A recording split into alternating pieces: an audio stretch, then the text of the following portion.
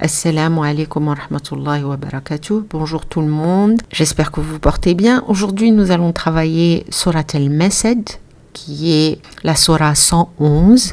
Elle comporte 5 ayahs et elle a été proclamée durant la période de Mecca. Le Masad veut dire la corde torsadée en fibres. Elle a aussi d'autres noms. Mais Surat al-Masad fait partie des toutes premières sourates révélées à la Mecque. Cette surah est aussi dénommée Surat al-Lahab, en référence au personnage principal qui est cité dans le premier verset, qui est Abu Lahab.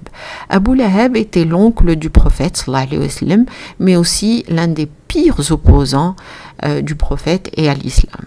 Donc l'histoire de la révélation de la surah.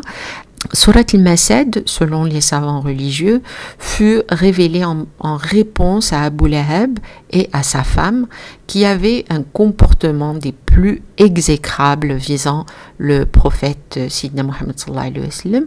Abu Lahab, son vrai nom était Abd al-Usa ibn Abd al-Muttalib. C'était l'oncle paternel du prophète sallallahu alayhi wa sallam, mais que le prophète surnommait Abu Lahab, qui signifie le père de la flamme. À chaque fois que Sidna Muhammad se rendait pour accomplir sa mission et transmettre le message divin, Abu Lahab employait tous les moyens pour empêcher les gens d'écouter le prophète. Il était l'opposant le plus féroce du prophète sallallahu alayhi wa sallam.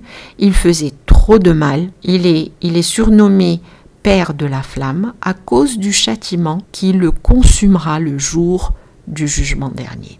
Alors, selon les experts, le prophète Sidna Muhammad aurait entretenu avec lui de bonnes relations avant sa mission prophétique. Et Abu Lahab était un notable qui craignait que les réformes de Sidna Muhammad ne brisent la stabilité religieuse, sociale et économique de Mecca, selon l'histoire.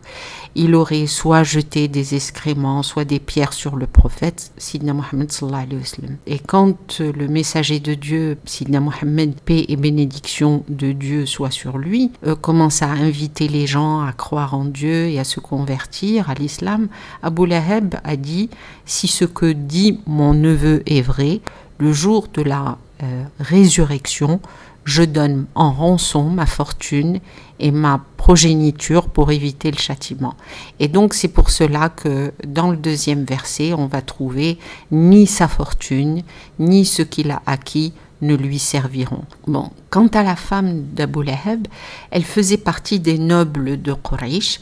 Elle a soutenu son mari dans sa mécréance et dans sa dénégation. La femme d'Abu Lahab avait promis de dépenser contre Sidna Muhammad sallallahu alayhi wa sallam un magnifique collier qu'elle portait très souvent. Donc c'est pour cette raison qu'a été révélé le dernier verset dans lequel Dieu, Allah subhanahu wa ta'ala, promet de mettre à la place de son collier une corde de fibres. Et Abu Lahab est mort dans la bataille de Badr sans se repentir, sans se convertir à l'islam.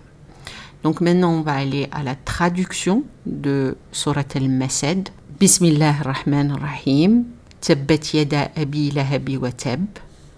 Les deux mains d'Abu Lahab ont asséché et ont péri. Ma aghna anhu maluhu wa ma kasab. Son patrimoine et ce qu'il a acquis ou gagné ne lui auront rien apporté. Donc le jour du jugement dernier. Sayasla naran data lahab.